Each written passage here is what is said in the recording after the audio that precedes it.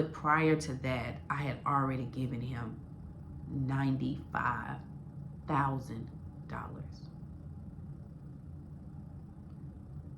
To know you. Hey guys, this is your girl Jess Renae, your serial entrepreneur and renovation specialist. As you can see by the title of this video, I am going to be talking to you about my rescue renovation and how my client got taken advantage of for $125,000. All right, so I was really hesitant about sharing this story, not because I didn't want to inform you guys and didn't want you guys to have this information, but I really just didn't want to put any negative attention on the industry that I'm in because we already have a negative image already. That's actually one of the reasons why I never went by the title contractor and I've always gone by the title project manager, because anytime people hear contractor, they already kind of become alert, and and I can understand, I mean, for reasons just like this. And so that's just always why I've always associated myself with a project manager, because I truly am for the people. I am in the middle, making sure that both parties are satisfied and get what they deserve. With that being the case, and contractors having a bad name, which honestly is kind of strange because clearly America was built with the hands of contractors. So we obviously can be trusted, but there are a few bad apples. And so I'm hoping by sharing this story with you, you guys will begin to recognize the signs, and so that you will not too get taken advantage of in this way. All right, so let's jump into this story, y'all. Oftentimes, I will get a phone call to come in and do a design for a client. Maybe they want a kitchen design, bathroom design, or they just need a layout for the renovation that they're doing. So this particular time, one of my contractor friends gave me a call and just said, hey, I'm doing a renovation out here in Stone Mountain, and I need you to come out here and do a interior layout. All right, so I was like, okay, cool. I go there, and while I'm there, I, observe what they have going on. They're doing a lot of exterior work. So they got a dumpster out, they're closing up windows, changing out all new windows, adding windows. They're just doing a lot of exterior work. He had to rebuild the porch, and he built on a deck. It's just a lot of exterior activity that was going on the day that we met at the house. So I met with him and the customer, and we did a walkthrough, and I got all her needs and things that she wanted. Also inside, they had already removed a wall to open up so they could have an open concept in the kitchen and the living room, and then they added a tray ceiling in the living room. That was something they had done before I started. So anyway, after we do that, I found out that she actually wanted me to also design the bathroom and the kitchen. So I wrote up a contract with her, sent it over. We started working on it immediately. I would say that her and I met up maybe a couple times throughout this time. We met at the cabinet place, we met at the countertop, stuff like that. So I would say we were working together about a month. In maybe about 5 weeks, we were working together. I had been back to the house once in between that time, because again, I am not doing the carpentry part of it. I am just designing, and I gave them a design layout. So as we move forward with trying to get everything together for her kitchen, tile together for her bathrooms and things like that, I get a phone call from the contractor saying, hey, Jess, we're gonna have to put a pause on the project. So I'm like, okay, what's going on? And he was like, well, we got a stop work order because we did not get a permit. So I know it may raise flags for a lot of people not getting a permit, but being in this industry, I know that often people don't get permits and we're able to complete renovation. And so it didn't send an alarm so much then, but I was shocked that they were doing this kind of extensive exterior work and wasn't getting a permit. See, a lot of times contractors, if they're doing interior work, they may hold off on that depending on exactly what they're doing. But they were doing a little bit more on you need a permit side for me. So I just assumed that they were either going to go the permit route or that they were doing an engineered letter, which will bypass having to get permits. If you get an engineering letter, then you can take that to the county and show that this was approved, these plans, these changes that you made to the house was approved by an engineer, and then the county would take that and you're good to go. So I thought maybe that was the plan that they had. So anyway, moving forward, I'll just check back in with you guys once you have the permits that you need. So at that time, this was back in September that they got the stop order. So I was like, okay, it's probably going to take a couple months because, permits are just taking a long time now. I didn't hear back from them in September, obviously. Now we're towards the end of October. I just checked in with both of them just to see how things were going. And so they let me know that they were still in the process of getting permits, which I figured that anyway. So December, I reached out to them, telling them happy holidays and just checking back in as well. And then I was informed that, hey, we should be getting a permit soon. So we'll keep you posted and let you know when you can jump back in. So I said, okay, cool, no problem. So now we're towards the middle of January, and I get a phone call from the customer, and she says that the permit should be here already, and that she'll be able to be in town in about a week and a half, and she would like for us to meet back up so we can just get back started. I wanted to go out to the property just so I can do a walkthrough before I met with her, because I just wanted to kind of remember what we had going on there and just get up to date about where the project actually stood from this point. So I contacted the contractor and asked him if he could meet me out at the house so I can do a walkthrough just to see where we are. And he was like, okay, yeah, I'll meet you out there. So we get out there, and to my surprise, it looked exactly the same way it did the last time I went in August. So I was really shocked because I know after the last time I went in August, there was at least 3 more weeks that they worked before they put a stop work order. So I was kind of shocked at the stage that we were at that point. But again, I didn't have enough information to make any assumptions on anything because I'm not the contractor. I was literally just the designer on this project. So I was like, oh, okay, well, obviously everybody is, on the same page with where this project is, and it is what it is. So I shared with him like, oh, okay, I thought we would have been further on this project or whatever. He was like, yeah, when they put the stop work order, we couldn't do anything else. So I'm like, okay, well, that makes sense. So now the client ended up having to push the meeting back another week. So I think it ended up being maybe 2 weeks now that we were meeting back at the house. So this time we were all 3 going to meet at the house so we could all do a walkthrough and really finalize the design and a timeline for her, because she actually owned the house for a while. She used to rent it out, and for 2 years the house sat there, and then she decided that she's going to renovate it and give it to her daughter that is moving here from, I believe, Texas. And her daughter has a family and they're moving here. And so she wanted to be able to get this house together and give this house to her daughter. So she had a timeline. We had a timeline. We had to be done with this house. And so we were all meeting up to the house just to, finalize everything.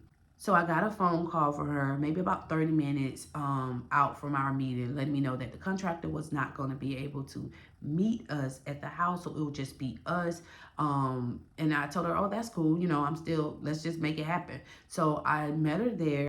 Again, it was 2 weeks since I had been to the property, and I know that at least for 2 weeks they had a permit. I'm not sure how far in advance they got the permit before they got me back involved, but I know for at least 2 weeks they had the permit. And so when we got there, I did see the electrician working there. I know that they had got some kickbacks from the county once they actually got everything, in the system and everything. They had some pushback and some kickbacks with their inspections. I know the electrician was there working, and so we got there. I met her there. We did a walkthrough, and she just really seemed distracted. Now, she is a retired colonel in the military, so she doesn't show her emotions like this. She's not like a bubbly person all the time. I mean, she's a sweet lady. I mean, she's in her 60s, so she's just, matter of fact business, right? But it was still something different. She just seemed like she wasn't all the way there. She was really distracted. But I just kept the meeting going anyway, not really understanding what vibe I was getting. So halfway in the meeting, she's like, I'm sorry, I gotta stop you, Jess, because my mind is not here. And I was like, well, what's going on? And so she's like, um, I thought this project was way further than it actually is. I am actually in shock of what is left in this project to be done. And so, of course, I am now confused because I assumed that she knew everything that was going on. Now, granted, she does live about 4 hours away from the home. So she was pretty much putting her trust in the contractor that she had known for some time. He has done small projects for her at her rental home. I guess she trusted him. They had built a working relationship at that point. So she would come up here every now and then, and I found out at that time that her last time coming up here was in November. So the last time she had seen the house was in November, right? So I'm not sure exactly when they got the permit, but if I had to take a guess, I would think it was sometime in December that they had gotten the permit. And so she was under the assumption that the last couple of months work had been getting done on the property. So she shared with me that she thought that the project was further along. She brought me back in at this point because she thought we were ready to move forward with ordering the kitchen and finishing up the kitchen. And I'm like, oh yeah, we are weeks away from being able to do that. We have not closed up any walls. We have not done any drywall. We still got framing that we have to complete. So it was a lot of stuff that needs to be done in this home. Then you should still be able to catch that video on my IG, or there should be some type of video card on this video that you can click on and watch the full video. So the house was still in permitting stages. So you can understand we were still on the roughing side of permitting.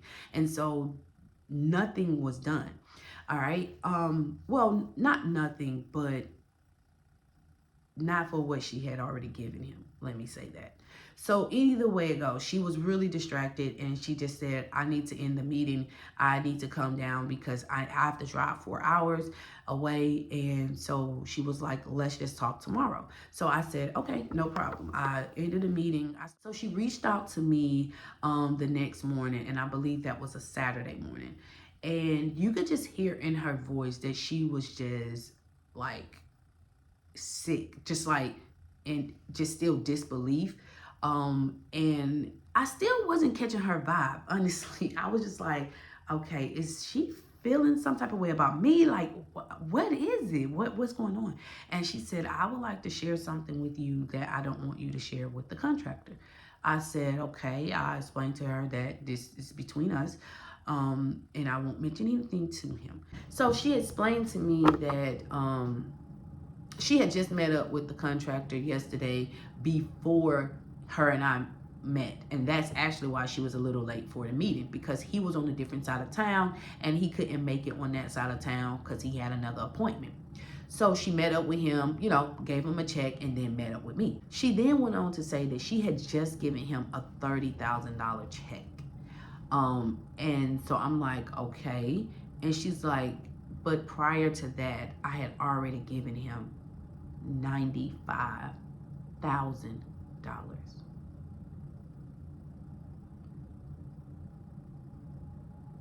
Y'all, you know what? No, let me just get through this story. Let me get through the story, and I'll go back and we'll pick out what we need to pick out, and I'll show you guys how to look out for these signs, okay? But let me just get through this story.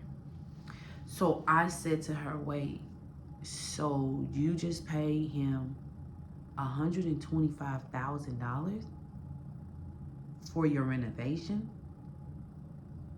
And this is what you have? She said, yes. This is why I was very distracted yesterday, and I cannot believe what has happened to me. She said, I really just don't want to believe that, he will do this because I've been knowing him for so long. of course, I'm sitting here in just major disbelief because one, I cannot understand how somebody can spend that type of money without actually seeing where the money had been going all along. So I was completely shocked at that. And then I am shocked to know somebody who would do something like this. Like, you, we know you. Like, I've been knowing you, my family's been knowing you for a long time. So just to imagine that I will be attached to something like this, I was shocked. So I just really was like, okay, we got to figure out what's going on because this doesn't sound right. Something doesn't make sense.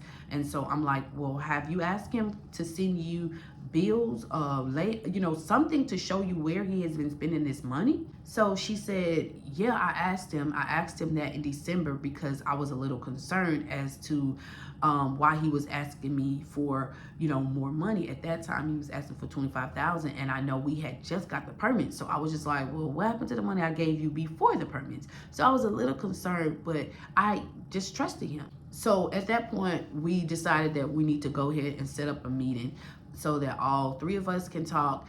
Now they were supposed to meet and talk about the money, and then as I show up, we were supposed to start being realistic on where is the money. If you don't have the money, what is it going to really take to complete this project? Because we're starting over now, and then we need to come up with a schedule because her daughter was coming up from Texas and she needed a place to come. So we really did have to get this project completed. So we meet up at the house. And apparently she was running late. And so we ended up pulling up together. He was already there. So we meet up and she jumps right in and she's just like, what is going on with this project? I thought we were further along. I have given you $125,000 and you have not produced any of that in this home. And so he obviously became very defensive at that moment. And she said, we need to go over this budget line item by line item. So he says, oh, well, I didn't bring it. She says, well, I brought one. And I brought you a copy too, and just a copy. So we all get a copy and we're looking over the budget. And not only is most of the items on this budget not completed, the budget is actually not even a realistic budget.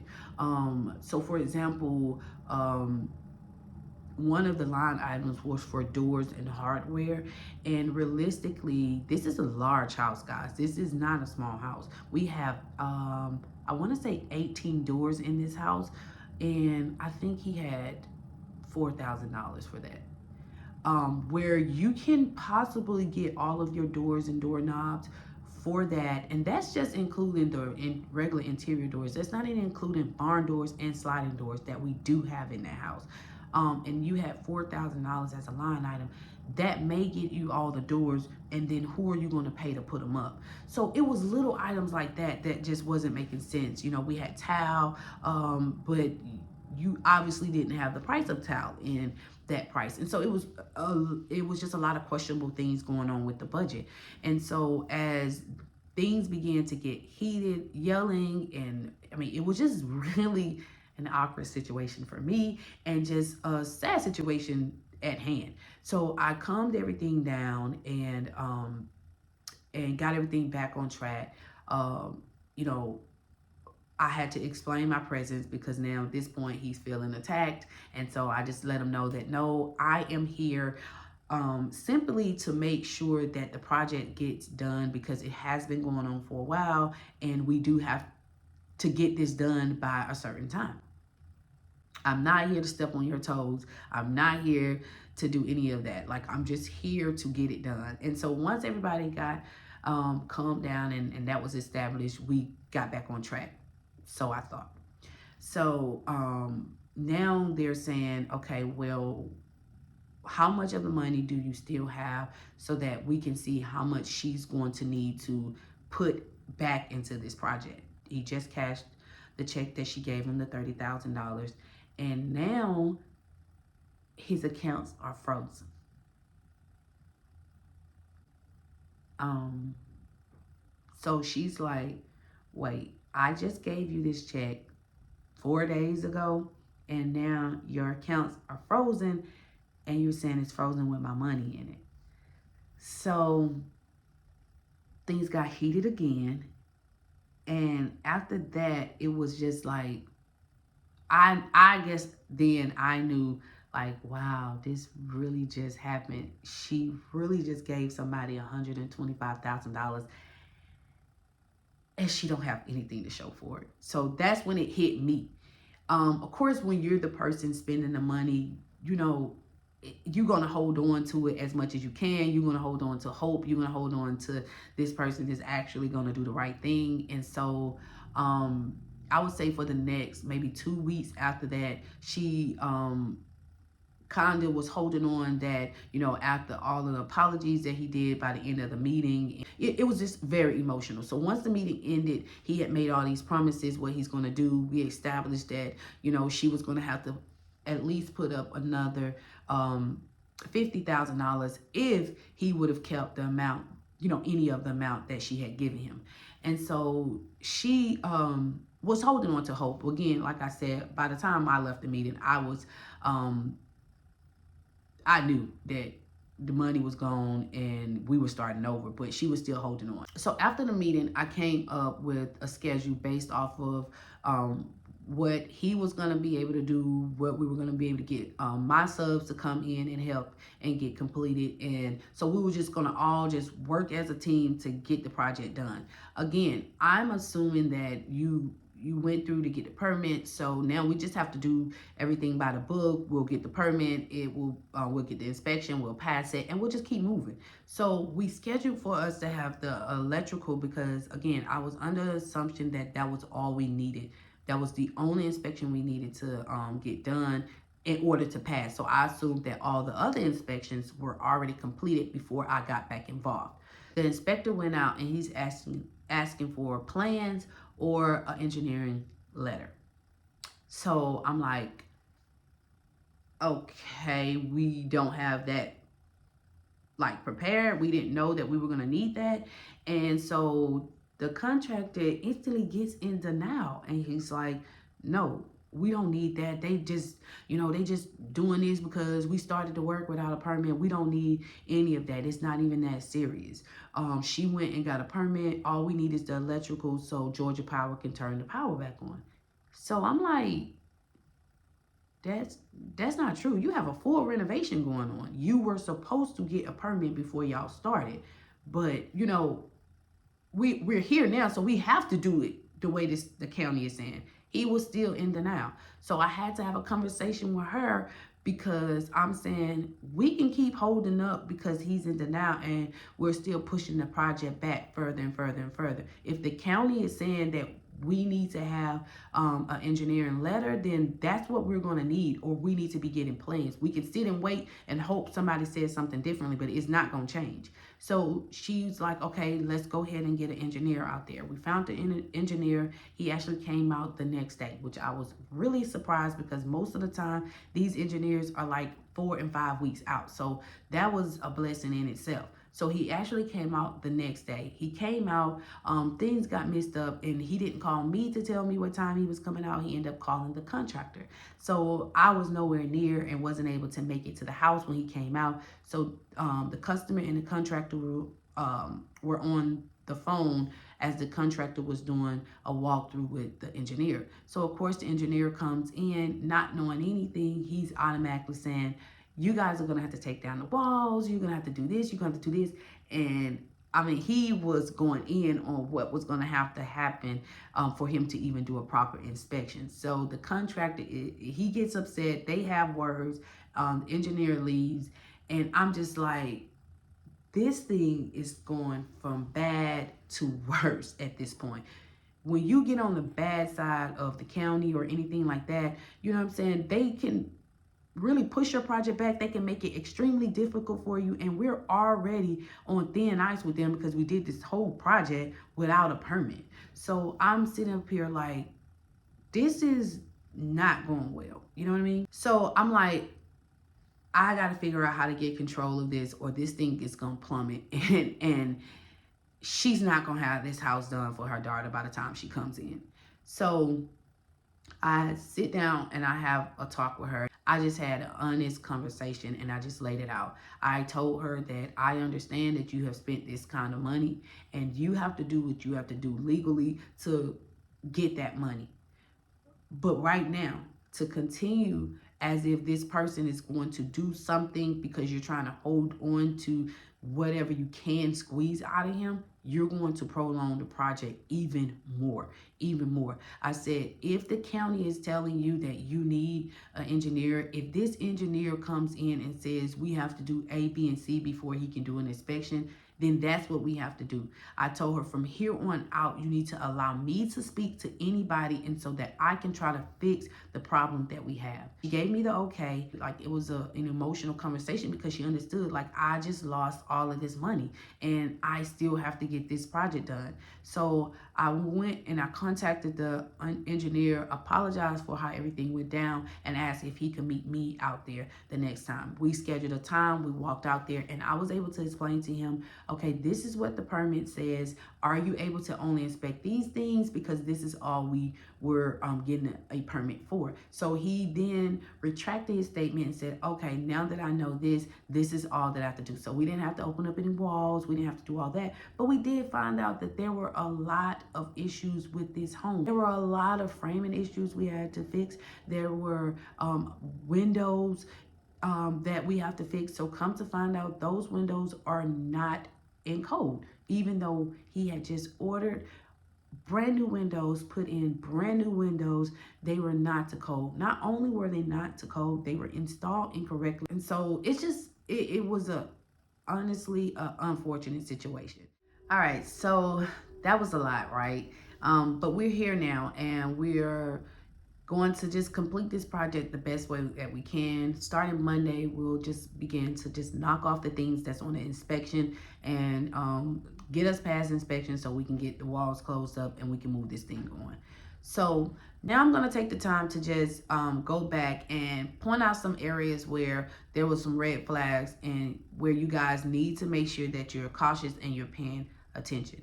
Okay, so the first thing is you should never be giving anybody any money, deposit for anything without a written contract. You need to know exactly what you're paying for, exactly what you can expect from this person and a timeline.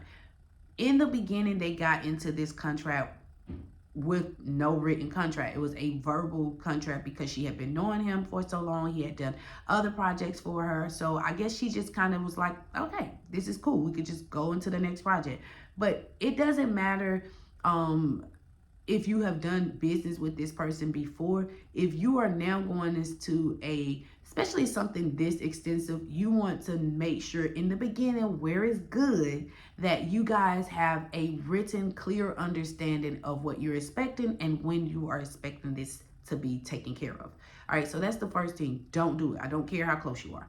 Okay, the second thing is every time you are given a draw or you're paying out, that you have done a walkthrough of what you are paying this person to do. So even if you are doing an extensive project in this way and you give a certain amount, you want to come out and walk through the house or ask for video and pictures if you're not close, like if you're out of state or something like that, to show where your money is going.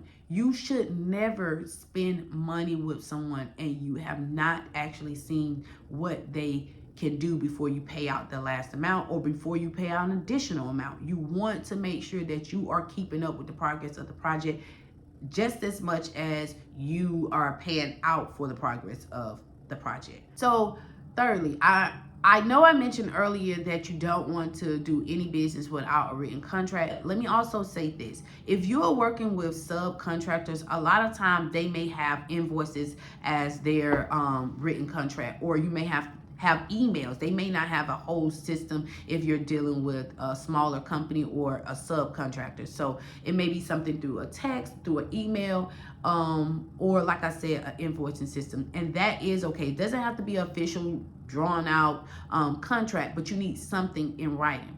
Even with that being the case, if you are not dealing with a legitimate business, someone who is registered with the state, someone that you can actually make a claim against if they, run off with your money, You want to make sure that you are not giving a deposit until they are showing up to work. Again, if you are dealing with a small company that is not registered as a business, even with a written contract, it is your best practice to give them a deposit the day that they show up to your house to work. It is a trust factor when it comes to this business. You know, people on one side of it feels like I don't want to do the work and then don't get paid. And then obviously the consumers on the other side don't want to pay you and don't get the work. That brings me to my fourth point. If this is your first renovation or you are a homeowner and you're doing an extensive project like this, I thoroughly recommend that you get a contractor or somebody like myself, a project manager, to make sure that everything goes smoothly with your project. That's one of the reasons that my company offer just to be a liaison for both parties. You need to make sure that if this is your first time dealing with subcontractors, that you're not going at this alone. It is way easier to put your money into a business who you can, again, hold accountable to the state than to give your money out to subcontractors. I once read a post that said, it is expensive to be cheap. And the reality is that is so true. If you are always out looking for the best deal, trying to get the most out of somebody but pay them the least, then you have to expect that people aren't going to be willing to do so much for you if you're not willing to pay them fair wages. So you want to make sure you're not always trying to just get something cheap, because sometimes when you do that, you end up spending way more money. Most times when you do that, you end up spending way more money on the back end. All right, guys, I really hope that you learned something from this story. If you find yourself in a situation like this and you need some help getting out of your flip, make sure that you hit me up in my DM. Guys, please make sure you like, subscribe, and put that notification on so that you will find out more about this particular project and how it ended and other projects that I have. All right, guys, thanks again for your support. Thanks for watching, and see you in the next clip.